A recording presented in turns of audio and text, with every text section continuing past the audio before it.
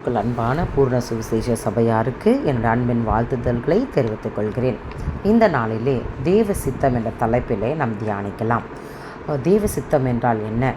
நம்மளுடைய காரியங்கள் ஏதாச்சும் நம்மளுடைய திட்டத்தின்படி செயல்படவில்லை என்றால் உடனடியாக நாம் சொல்வது கர்த்தருக்கு சித்தமல்ல. இப்படியாக கர்த்தருடைய சித்தத்துக்கு நம்ம ஒரு டெஃபினேஷன் கொடுக்குறோம். ஆனால் இது ஆங்கில வேதாகமத்தில் ஒரு சில இடங்களில் வில் இல்லை டிசையர் அப்படி என்றால் விருப்பம் என்று மென்ஷன் ஆகிருக்கு. இன்னும் சில இடங்களில் டெசிஷன் அப்படி என்றால் தீர்மானம். இப்போது தேவ சித்தத்தை நம்ம புரிஞ்சிக்க வேண்டுமானால் எப்படியாக பார்க்க வேண்டும்? இந்த இந்த விருப்பம், டெசிஷன், தீர்மானம் இது இரண்டும் இணையும் போது அது தேவ சித்தமாய் காணப்படுகிறது.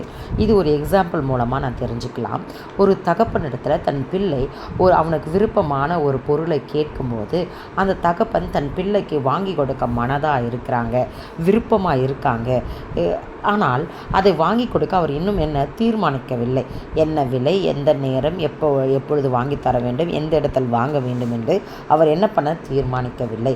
அதுபோல தான் நம் பரமபிதா நமக்கு அநேக வாக்குத்தத்தங்களை கொடுத்திருக்கிறார்.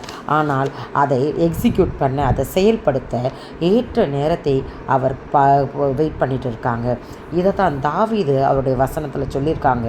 2 சாமுவேல் 7:21 உம்முடைய வாக்குத்தத்தத்தின் நிமித்தமும் உம்முடைய சித்தத்தின்படியே எனக்கு பெரிய காரியங்களெல்லாம் தயவு செய்தீர் என்று. இப்படியாக அவருடைய சித்தத்தின்படி செய்யும்போது தான் வாக்குத்தத்தங்கள் நம் வாழ்க்கையில் நிறைவேறும். எபிரேயரில் 10:36 நீ do as per God's will you can enjoy the promises. அப்படியானால் வாக்குத்தத்தங்களை அனுபவிக்க வேண்டுமானால் நீ கர்த்தருடைய சித்தத்தின்படி செயல்பட வேண்டும். தேவ சித்தத்தினை அறிய நம்மளுக்கு முதல் படி என்னன்னு பார்த்தோமானால் தேவனுடைய சித்தத்தை எப்படி காண முடியும்? ரோமர் 12:1, 2 அதற்கு அடையாளமாக நாம் எடுத்துக்கொள்ளலாம். நீங்கள் உங்கள் சரீரங்களை பரிசுத்தமும் தேவனுக்கு பிரியமுமான ஜீவ பலியாக ஒப்பு கொடுக்க வேண்டும் என்று தேவனுடைய இரக்கங்களை முன்னிட்டு உங்களை வேண்டிக் கொள்கிறேன். இதுவே நீங்கள் செய்யத்தக்க புத்தியுள்ள ஆராதனை. இப்படியாக ஒரு புத்தியுள்ள ஆராதனை எப்படியாக இருக்க வேண்டும் என்று காணப்படுகிறது.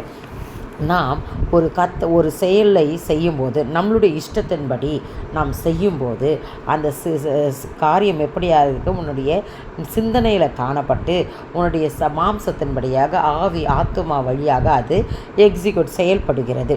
ஆனால் இந்த ஆவி ஆத்துமா சரீரத்தை யார் உண்டாக்கினது? பரலோகத்தின் தேவன். அப்படியானால் தேவன் உண்டாக்கின அந்த ஆவி ஆத்துமா சரீரம் யாருக்குரியது? தேவனுக்குரியது. அப்படியானால் நாம் என்ன செய்ய வேண்டும்? நம்மை முழுமையாக தேவனுக்கு ஒப்பு கொடுக்க வேண்டும். அப்படி ஒப்பு கொடுக்கும் போது அது ஜீவ பலியாக காணப்படும். 1 பேதுருவில் 3:18 இதற்கு உதாரணமாக நம் இயேசு கிறிஸ்து மாம்சத்திலே கொலையுண்டு ஆவியிலே உயிர்ப்பிக்கப்பட்டார் என்று வாசிக்கிறோம். அதுபோலத்தான் நாம் ஜீவ பலியாக இருக்க வேண்டும். பலி என்றால் என்ன? ஒரு உயிரை நம்ம கொலை செய்து அதை பலியாக ஒப்பு கொடுப்பாங்க. ஆனால் ஜீவ பலி என்றால் இப்பொழுது நீ வாழ்ந்து கொண்டிருக்க வாழ்க்கையை கர்த்தருக்கென்று ஒப்பு கொடுக்கும் போது அது ஜீவ பலியாக மாற்றப்படுகிறது.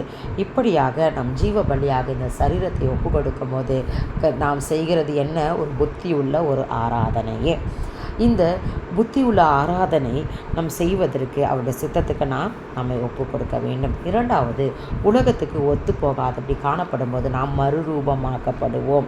அவருடைய சித்தத்தினுடைய பகுத்தறிகிற திறன் நமக்கு தேவையாக இருக்கிறது. ரோமர் 12:2 முதலாவதாக அது நன்மையானது. அவருடைய சித்தமே நமக்கு நன்மையாகத்தான் காணப்படும். 2வது, பிரியமானது. நம் வாழ்க்கை அவர் கரத்தில் ஒப்பு கொடுக்கும் போது கர்த்தர் நம்ம மேல் பிரியமாக இருக்கிறார். அவருக்கு பிரியமானவர்களுக்கு அவர் எல்லாவற்றையும் நலமானதையே அவர் செய்வார். 3வது, பரிபூர்ணமானது. அவர் நன்மையானதையும் பிரியமானதையும் செய்யும்போது நமக்கு லாஸ்ட்டாக என்ன கொடுப்பார்? பரிபூர்ணத்தை கொடுப்பார். எல்லாமே அவர் சம்பூர்ணமாய் தருகிற தேவனுங்க. அவரிடத்தில் நம்ம வாழ்க்கையை ஒப்பு கொடுக்கும்போது சம்பூர்ணத்தை நாம் சந்தோஷமாக அனுபவிக்கலாம். அதை தான் யோபு கூட சொல்கிறார். அவர் ஒரே மனதாக இருக்கிறார். அவர் சித்தத்தின்படி எல்லாம் அவர் என்ன பண்ண நம்முடைய வாழ்க்கையில் செய்வார்ன்னு சொல்கிறாங்க. குஷ்டரோகியை குறித்து கூட நமக்கு தெரியும். அவர் ஆண்டவரை நோக்கி, ஆண்டவரை இந்த குஷ்டரோகத்தை நீக்குங்கன்னு டைரெக்டாக கேட்டிருக்கலாம். ஆனால் அவர் அதை கேட்காத ரெண்டாவது அப்படி என்ன கேட்டார், உமக்கு சித்தமானால் என்னை சுத்தமாகும். போதும், பெரிய எக்ஸாம்பிள் வேண்டாம். இந்த குஷ்டரோகி நமக்கு சொல்லி கொடுத்த காரியம் என்ன, உமக்கு சித்தமானால் எனக்கு அது மாதிரி ஒவ்வொரு விஷயத்தில் அவருடைய சித்தத்தை நாம் கேட்கிறவர்களாய் காணப்படணுங்க. கடைசியாக அந்த இதன் மூலமாக அவர் சித்தத்தை நாம் ஒப்பு கொடுக்கும்போது நமக்கு இரண்டே காரியங்கள் காணப்படுகிற. ஒன்று, புதிய கண்ணோட்டம். இரண்டாவது, புதிய சந்தோஷம். நம் வாழ்க்கையை பார்க்குற அந்த கண்ணோட்டம் மாறும். வித்தியாசமாக பார்க்க ஆரம்பிப்போம். புதிய சந்தோஷம் கிடைக்கும். அவருடைய சமூகத்தில் நமக்கு பரிபூர்ண ஆனந்தமும் பேரினமும் உண்டு என்று தாவீது சொல்லியிருக்காரு. எனவே நாம் அவருடைய சித்தத்தின்படி செய்தால் பரலோகத்துக்கு செல்வோம். அதே மாதிரி அவருடைய சித்தத்தின்படி செய்தால் நாம் இயேசு கிறிஸ்துக்கு சகோதரனாகவும் சகோதரியாக காணப்படுவோம். அதே அவருடைய சித்தத்தின்படி செய்ய போனால் இந்த வாழ்க்கையானது பாதாளத்துக்கு இறங்குகிறவர்களுக்கு ஒப்பாக இருப்போம்.